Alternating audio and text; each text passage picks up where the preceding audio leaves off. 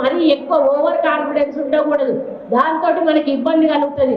కాబట్టి ప్రతి నిమిషం కూడా మరి మీరే నిలబడుతున్నారు, నేనే క్యాండిడేట్ అనేటువంటి పద్ధతిలో మీరు పనిచేసినప్పుడే నీలం నాకు గెలిచే అవకాశాలు ఎక్కువగా ఉంటాయి. కాబట్టి మీరందరూ కూడా మీ కుటుంబంలో ఒక అన్న నిలబడుతున్నాడు, ఒక తమ్ముడు నిలబడుతున్నాడు ఆలోచనతోటి చేతి గుర్తు మీద ఓటు వేసి నీలం మధు గారిని అధిక మెజారిటీతో గెలిపించాలి.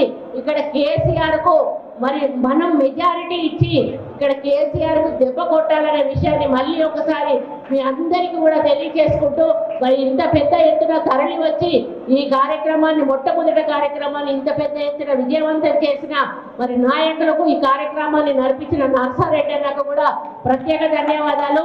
మరి ఆయన కూతురు కూడా కాబోయే ఎమ్మెల్యే రాబోయే కాలంలో అని మరి తెలియజేసుకుంటూ యువతను ముందుకు తీసుకుపోవాల్సిన బాధ్యత ఉంది. ఎందుకంటే నెక్స్ట్ టైం నేను నిలబడుతున్నా, నా కూతురు నిలబడుతుందో తెలియదు.